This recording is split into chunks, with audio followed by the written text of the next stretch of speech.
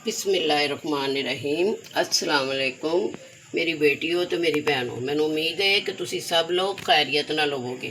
ते असी अज नई रेसिपी लैके आए हैं आलू दियां मूंगी दी दाल दियां बड़ियां। ते मूंगी दी दाल दियां बड़ियां बनाने आ ते चलो शुरू करने आ असी। जी तुहानू दसने आ कि बड़ियां किस तरह बननियां ने। पाइया दाल मूंगी दी है ते इहनू असी अच्छे तरीके नाल धो के भिओं दिता सी। भिओं के तो उस तो बाद असी इन्हों यानी कि 2 घंटे भिजी रही है। उस तो बाद असी इनू पानी निचोड़ के खुशक पानी करके इनू असी ग्राइंड कर लिता है।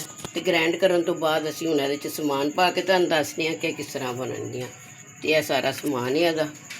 आधी चमची मिर्चां दी जे, नमक हस्बे ज़ायका, थोड़ा जिहा साबत धनिया है, थोड़ी जी जवैन है, थोड़ा जिहा साबत ज़ीरा तो थोड़ा जिहा पाउडर है ज़ीरे का।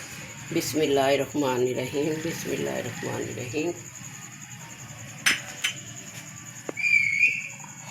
यह हैगी जे प्याज, यह जी प्याज असी चॉप की हुई है, यह प्याज पावांगे इहदे च।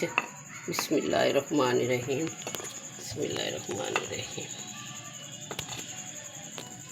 बिस्मिल्लाहिर्रहमान। यह हरियां मिर्चां जे बरीक बरीक कट्टियां हुई। लो यह असी नाल पावांगे विच बेसन। तो यह बड़ियां बननगियां जे बड़ियां मज़ेदार। तो तुसी देखना कि कैसियां करारियां बनदियां ने। 2 चम्मच असी यह बेसन दे पाए ने विच। बिस्मिल्लाहिर्रहमानिर्रहीम। ते असी इहनूं हुण दोबारा करांगे मिक्स अच्छी तरीके नाल।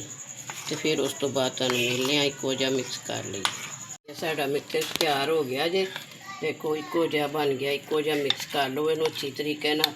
ਇਹਦੇ ਵਿੱਚ जो जो मटीरियल पाया ਤੁਸੀਂ ਘੱਟ ਵੱਧ भी कर सकते हो अपनी टेस्ट के मुताबिक। जो ਤੁਹਾਨੂੰ अच्छा लगे किन्ना को उन्ना पा सकते हो। तो यह हुण असीं एक पाइया विच ऑयल पाउण लगे हाँ। ऑयल पा के तो फिर असीं यह बड़ियां तैयार करांगे। बिस्मिल्लाहिर्रहमानिर्रहीम।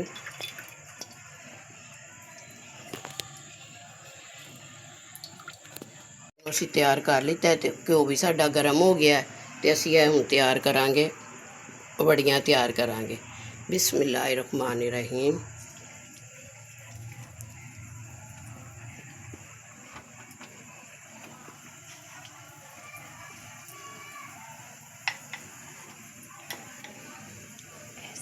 हाँ जी, इस तरह सारियां तुसी बड़ियां तैयार कर लैनियां ने। सारियां पा के चमचे नाल पा लो या हत्थ नाल पा लो, जिस तरह भी तुहानू बेहतर लगे तुसी उस तरह पा के ते इस तरह पूर कढ़ लेना। ये साडे तैयार हो गए जे। तो इस तरह देखो इन्होंने सारिਆਂ ਨੂੰ ब्राउन कर लेना, हल्का हल्का ब्राउन। तो सारे पूरे कढ़ के तो फिर तुहानू दोबारा मैं मिलनी है। यह देखो इस तरह कढ़ के रख लो। कितने प्यारे तो कितने खूबसूरत बने ने बड़ियां जड़ियां ने। कुछ लोग इन्हों आलू बड़ियां बनाते हैं तो कुछ खाली वैसे ही मसाले च बनाते हैं। यह साढ़े निकल आए जे, बड़ियां साड़ियां निकल आईयां मूंगी की दाल दियां। तो बहुत प्यारियां देखो लग रही ने, कितना प्यारा अच्छा कलर आया। तो असीं हुण भुनांगे मसाला। बड़ियां साड़ियां सारियां तो असीं जिहड़ी कढ़ाई दे विच ऑयल सी अपनी पतीली दे विच पा लिता है। तो हुण असीं भुनांगे मसाला। तो यह एक मीडियम साइज़ की प्याज है। तो प्याज असीं पावांगे ऑयल च। बिस्मिल्लाहिर्रहमानिर्रहीम बिस्मिल्लाहिर्रहमानिर्रहीम। भुनांगे हुण असीं मसाला। ब्राउन हो गया है तो असीं यह टमाटर, लसन ते अदरक यह पान लगे हैं बिच। बिस्मिल्लाहिर्रहमानिर्रहीम। 2 टमाटर सन ते 1 लसन, 2-4 लसन दियां तुड़ियां ते इन्ना को टुकड़ा अदरक का।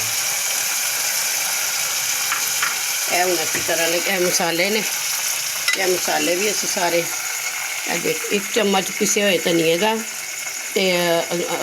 थोड़ी चुटकी हल्दी दी, आधी चमची भी तो कोई घट, 1 चम्मच लाल मिर्च का पाउडर, तो है जे जीरे का पाउडर, नमक हस्बे ज़ायका तो पिसे हुआ धनिया 1 चम्मच।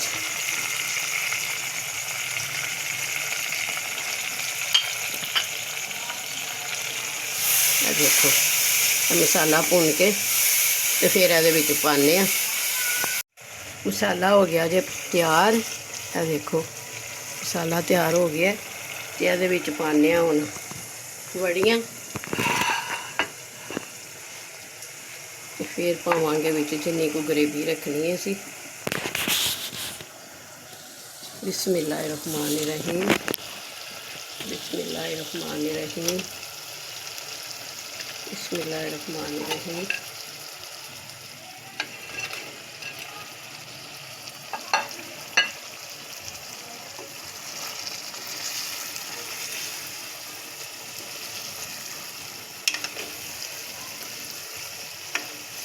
हो गया जे मसाला मसूला सारा कुछ। तो हुण इहदे विच लावांगे थोड़ा कुछ पानी, ताकि ग्रेवी जिहड़ी है, क्योंकि पानी है कर लैंदियां ने, चूस लैंदियां ने बड़ियां, ते इसलिए पानी सानू जरूर पाना पेगा। तुसीं अपने हिसाब नाल ग्रेवी रखो कि जिन्नी को रखनी है। यह देखो मिक्स होइएगा। लोकी इहदे विच आलू बड़ियां बनाउंदे ने, अगर तुसीं आलू पाना चाहो तो आलू पा सकदे हो, तो जे आलू नहीं पाने, बिस्मिल्लाह, एक गिलास असी पूरा पा रहे हैं ताकि खुशक हो जाए। बड़ियां जड़ियां ने यह भी अंदर तक सही गल जान। लो इस तो बाद असी रखन लगे हैं ढक्कन, तो लावांगे इनू हल्का जिहा दम, हल्की आँच करके तो दम ला देने। हाँ जी, तैयार हो गया साडा बड़ियां जड़ियां ने तैयार हो गई ने। तो चुल्हा मैं कर दिता जे बंद।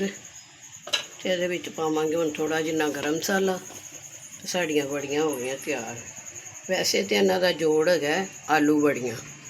आलू बड़ियां लोकी पकांदे ने, पहले भी पकांदे सी, वड्डे पहले आलू बड़ियां ही बनांदे हुंदे सी। ते उदों दा यानी कि मेरी वालदा भी बनांदे सन, ते मैं भी उन्हां कोलों ही सब कुछ सिक्खिया, जो कुछ भी तुहानूं अज दस रही हूं। हाँ जी, तो इंशाअल्लाह दोबारा मिलांगे। अल्लाह हाफिज़।